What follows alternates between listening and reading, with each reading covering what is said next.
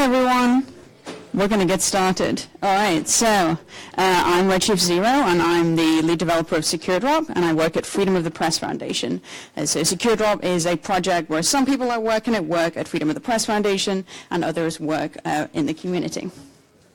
So today we're going to talk about what SecureDrop is, if you're not familiar with the project, what the motivation is, the problems it's trying to solve, how the system architecture works, and then we're going to walk through how it works from the perspective of both sources and journalists. And then we'll talk a little bit about the challenges and pain points that people are experiencing and how we're trying to address them. And if people are interested in contributing, we would love that. Okay, so many of the most important stories that have been done via investigative journalism have been possible thanks to anonymous sources and leaked documents. So like Watergate, the Snowden disclosures, the Pentagon Papers, the list goes on. And it used to be the case that a journalist could protect their source by just not revealing the source's identity when asked, and that was sufficient. But today we know that in the surveillance state that exists in most countries, almost every interaction between one human and another is mediated in some way by a third party, and that third party is collecting data about who is talking to who. And so the government does not need to ask a journalist who their source is, because there's a data trail that they can go and investigate. And specifically, they can do things like subpoena the phone records of journalists. So if I'm trying to talk to someone at the Associated Press, the government can subpoena Verizon and get the telephone metadata and figure out that I'm talking to a journalist at the AP and identify me. And this is something in the US that's been done in leak investigations to identify sources and prosecute them. And this has happened many more times in the past 15 years than in the entire history of the US because it's now so easy to do so. So that's the problem that SecureDrop is trying to solve, and it's put nicely by this guy, Charles Barrett, who did a report on the impact of the SecureDrop project. We're trying to restore this privilege of reporters to protect sources, and that be a meaningful action. So the approach is that we're trying to eliminate third parties from the equation. All data is encrypted at rest and in transit, and we're doing this also to minimize the metadata trail between sources and journalists, so everything is routed through Tor, and the servers where the submissions are stored or hardened to reduce risk of compromise. So this is a project that's been going on since 2012, 2013, started by the late Aaron Swartz, and Freedom of the Press Foundation took it over after he passed away, and now it's in about 50, 60 news organizations, including some of the biggest ones, mostly in the US, like New York Times, Washington Post. The AP, that did get all their phone records subpoenaed, now does run SecureDrop. So it's increasingly popular. So how does it work? So we have two servers, one that runs the SecureDrop application, and we'll talk in detail about what that means, and one that is just monitoring the first server. And both of these are Ubuntu server, and they run a G-Security kernel, so just to make exploiting vulnerabilities using memory corruption a little bit more difficult. The application server exposes two Tor Onion services that are web applications, one for sources, one for journalists. It also exposes Tor Onion services for admins to SSH in. And then the monitoring server is running a host-based intrusion detection system that's just monitoring the first server. And so alerts are sent when unusual activity is seen on the first server to administrators. And administrators in this context means people at the news organization that are charged with being the stewards of their SecureDrop. So they're not going to me or anyone at Freedom of the Press Foundation, and we're not running them, because that would be another third party. And then these two servers, we connect to a network firewall, where the intention is that we're trying to segment off the SecureDrop network as much as possible from the rest of the news organization's network. And all of this is on-prem at a news org, so it's either in their data center, or it's in a secure room, or sometimes in the general counsel's office, like the head lawyer at the news org. So if they are subpoenaed, they will know about it and they can fight it. It's not going to, this legal order is not going to go to a third party, and they're going to be gagged. So they will know and they can fight. So that's cool. So then on the workstation side, when a journalist is using SecureDrop, they have a special workstation where they boot details and they connect, again, via Tor Onion services to the application server. And then they have another workstation that is air-gapped. It has never touched the internet. Usually we recommend that people put epoxy in the network ports and remove physically all the wireless hardware from the laptops. So that's where the decryption of submissions is done. So I said the word decryption, so now I'm going to explain that. So each deployment has an associated GPG key pair. And the purpose of the application server, or one of the purposes, is to take submissions and encrypt them to the system's public key. And so everything on disk is encrypted. And then the only place where the private key to decrypt these submissions is stored is on that air-gapped station.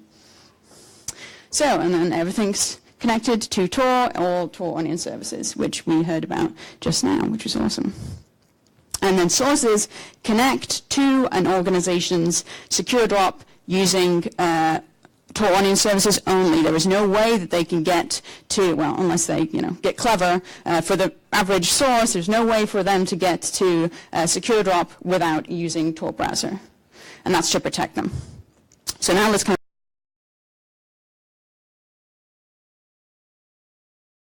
of uses this.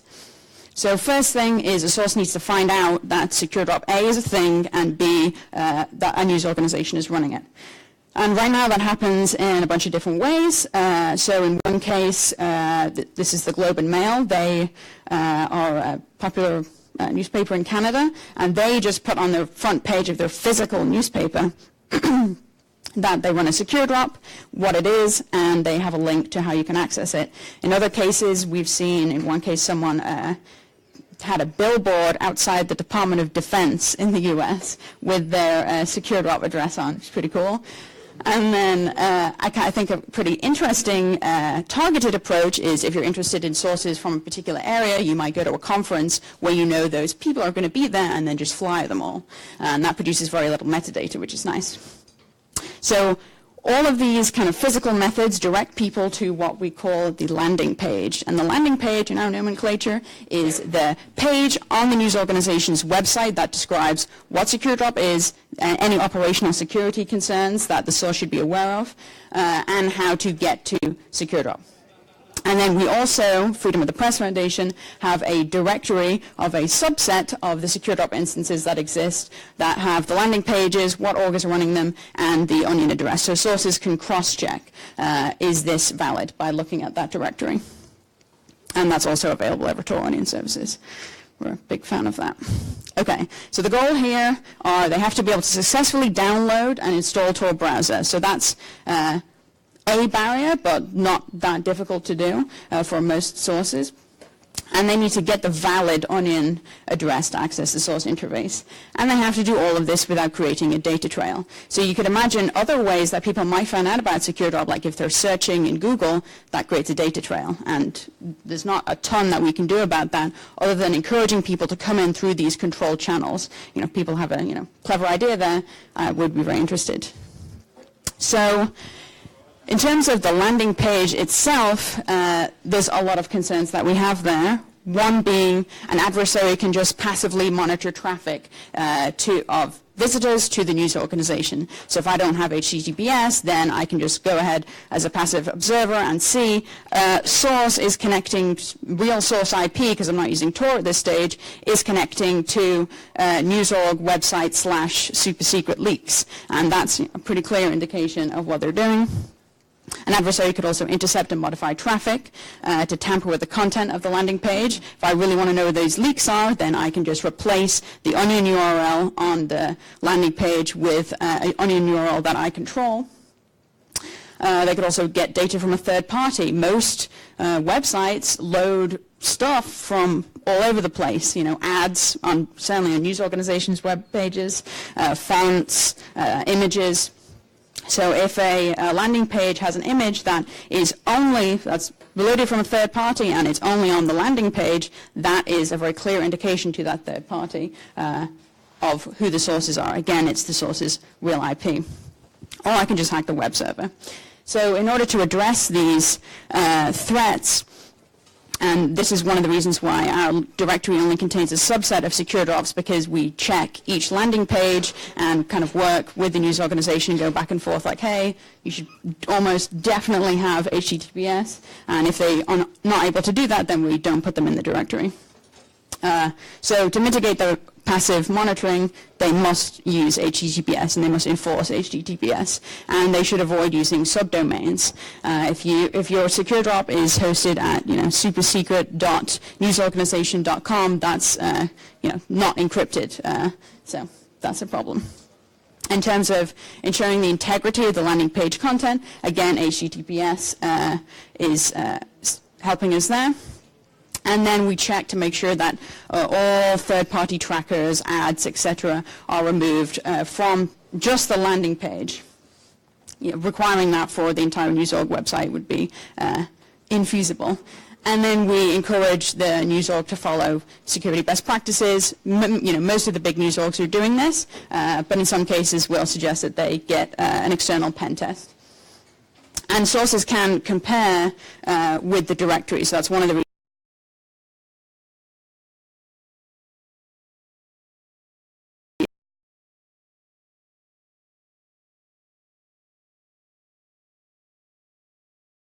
So here's an example. This is the Associated Press of their landing page. So it has some details for sources. So let's say they download Tor, they fire it up, and they copy paste that currently short onion address, soon to be much longer, into the address bar, and they land on a page like this. So this is being served by the application server.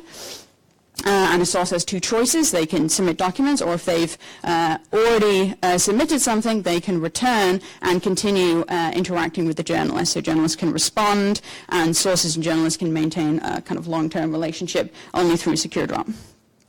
So sources get this code name, and this is their username and password. So all I need to remember are these diceware words when they return on a future visit. And then they can just submit materials. It's a simple form. They can submit any type of file and as many messages as they desire. So that's pretty simple. So what's going on? On the architecture side, when this happens, is a source. So let's zoom into the application server. A source is submitting information, and as that hits the server, it's getting encrypted by a simple Flask Python application, and then we store those encrypted submissions on disk, and then we store a little bit of data about the source, the minimum necessary, in a database. And so the data that we store are their code name. Obviously, we don't just throw the code name in the database. We hash and salt it because it's their password, and then the journalist designation. So the journalist wants to talk with other journalists about sources. They might say, oh, Colorful Showerhead submitted something yesterday. I think it might be interesting to you, Glenn Greenwald. And so that's a way that journalists can communicate about that, and those are auto-generated. And we also store the date and time that the most recent submission occurred, so that we can show in the journalist side, it's been 2 days, or 2 days ago, Bob submitted something. Okay, so now let's kind of run through the journalist perspective real quick. So first, if you're not familiar with newsrooms, there are some constraints. It is very rare for a newsroom to have dedicated digital security people. I can only think of 2 news organizations, the New York Times and the Intercept, where that is the case. Journalists are usually non-technical, so if you are asking them to use the command line, it's going to be a bad time. And some admins even might be less familiar with the Linux command line. They, in these enterprise environments, might be mostly using Windows, and so when we ask them to do certain things, they might kind of get a little frustrated. Another constraint is that journalists and admins often travel a lot and are distributed across several offices. So for SecureDrop, where we have a big focus on physical hardware, there's an actual secure room in the news organization where someone is decrypting this stuff, we have to have some way for journalists and admins to communicate. And we usually recommend Signal to do that. So again, when a journalist is logging in, let's zoom into the application server, they are using an Onion service that is, so it's using this feature in Tor Onion services called HidServe Auth. So in order for that connection to be made between the journalist workstation and the application server, it is the case that the journalist must provide a secret that is in their tor config file, and so if they don't have that, they can't even connect. So that's a really great feature for defense in depth.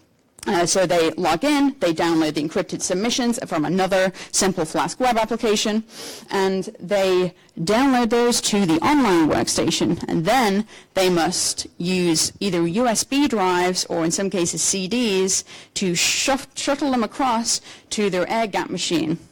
And so in the case of CDs, this is a pretty laborious process where you're burning your CD and then you're taking it over, and then if you want to transfer stuff back, then you've got to do it again the other way. But that is how it currently works. And people get used to it. They just put the two machines next to each other in the secure room, and once you've done it a few times, it becomes second nature. So this is the journalist interface. This is what it looks like. And again, pretty simple. They can also send replies to journalists, to sources, using the journalist interface, so they can have a kind of long-term interaction. Okay, so one issue that we have found is that this procedure is very laborious. As I described, you can imagine, and it's also the case that the air-gapped machine, it's not getting automatic security updates, obviously, because we put epoxy in the network port. So it's kind of, showing some age in some cases. So right now we use Tails for both the secure viewing station and the journalist online station. And we did that for a few reasons. One is because it has, integration with Tor, so that's already done for us. It has a lot of tools that are useful to journalists, like the metadata anonymization toolkit, things like onion share, so journalists can send documents to other people in the newsroom if they desire. And what we really like is this amnesiac property. So when I reboot, then it's reset to a default state. And this is particularly relevant because SecureDrop is a system where you can submit something, anything, and it's definitely going to be opened by a journalist. So obviously malware is a massive concern. And so that's why we like this amnesiac property. Even if maybe something bad happens, it's going to reset to its default state, something bad being malware being submitted and opened by a journalist.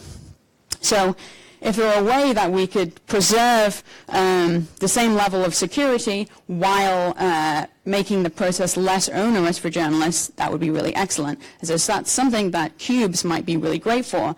We again have the Tor integration with the Unix VM that Cubes has, and it provides these isolated environments. And something that's very cool is that we can now provision all the VMs using Salt. So obviously we don't want to have like admins type out a bunch of commands or, hey, click this, then click that, to set up all your VMs exactly as we desire. We want to be able to do that in an automated way. And so that's something that we have a prototype for, which basically works as follows. The journalist workstation is now just what's called in Cubes nomenclature an app VM. And that connects through another VM that's running Unix, which has the HID-serve-auth token, that secret that journalists must have in order to make a connection with a SecureDrop application server. And when a journalist downloads a document, they just double-click, and a document is magically opened in a disposable VM. So it's decrypted, it's open in the disposable VM, and then when they close the document, that VM is destroyed. So even if there's malware, it's just going to pop that one VM. So that's pretty sweet. And so this is something that over the next year, we hope to have journalists test and see how they like it. We have a few journalists that we know of that are using Cubes as a daily driver, but there's still a lot of work to do there. So if this is interesting to people, I encourage you to join us. And that's how it works right now, but you could also imagine, a VM for printing or a VM for doing research. So this sky's the limit. Well, memory's the limit, but yeah. Okay, yeah. So if this is interesting to you, I hope that you found this interesting. If you're a developer or you write documentation or you want to translate, that would all be excellent. our chat room where we do development chat is listed here. Take a picture of the slide. And then our 2 code repositories, one that has server-side code, and then one that has the Cube's prototype workstation. And then here are the developer getting started docs. Pull requests, welcome. Thanks. That's it.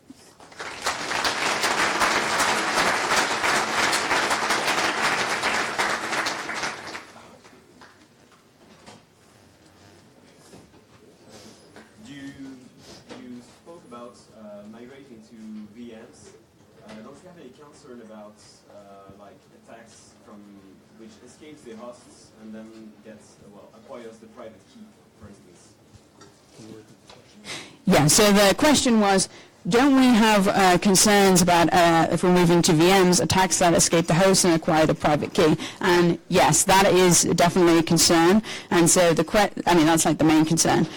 So for us going forward, the question is it better to have a less usable gap environment where we don't really have guardrails for journalists, like there's no like client program running in the air gap,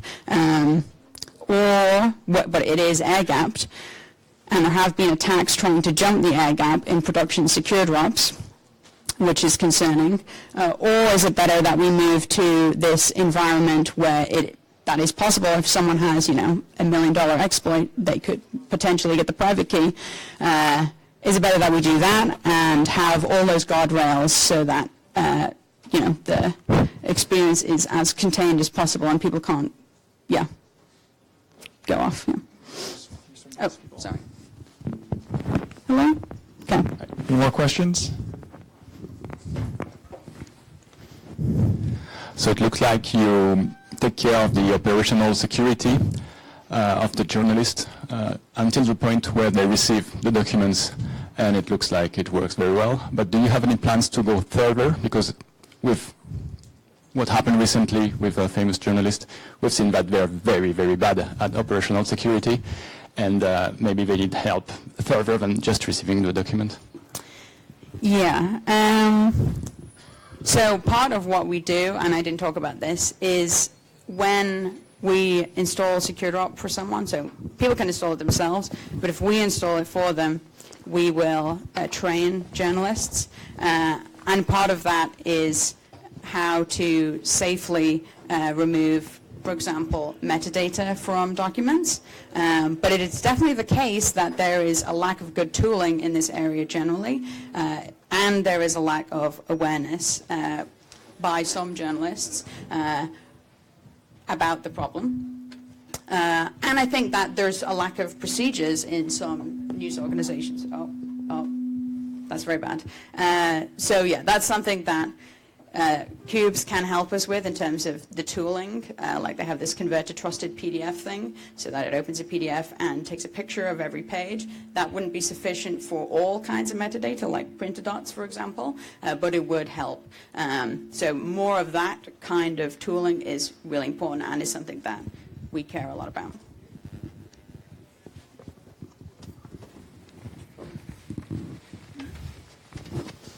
Hi. You mentioned that the GPG encryption happens at the app server, not on the client. I can kind of understand that since, for example, you don't usually have JavaScript to do something in Tor browser. But you also mentioned that this app server is written in Flask. And in Python, typically you don't really have any control over the memory life cycle of anything which goes into memory. So at some point you have to have this unencrypted data in memory. And in Python it's very difficult to guarantee that you're purging it from memory. So what are you doing to make sure that the memory life cycle is managed? Yeah, totally. That is entirely true. We do have unencrypted submissions in memory. So we reboot the server every night so that only 24 hours of unencrypted submissions are stored in memory. And long term, ideally, we could make this such that the encryption is done on the client side. Like if there were a browser extension in Tor browser that did the crypto part, then we wouldn't have this problem in the app server. But that is our current weakness. It's entirely true. Thanks.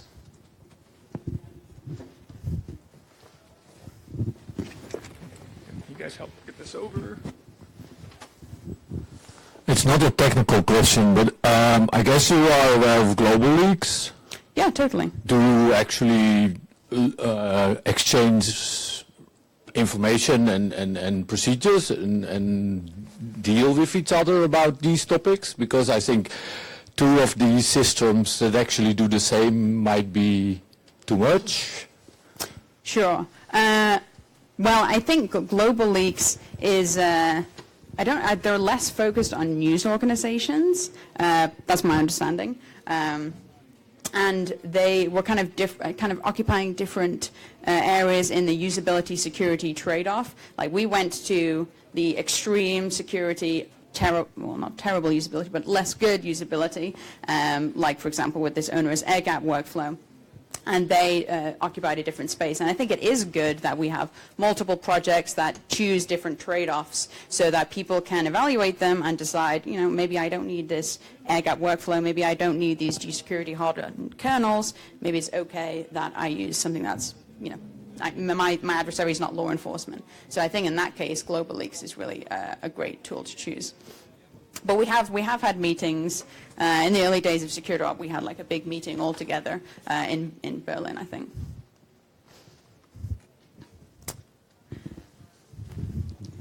Oh. Passes all the way over. Or you can yell. Yeah, I have just like a more.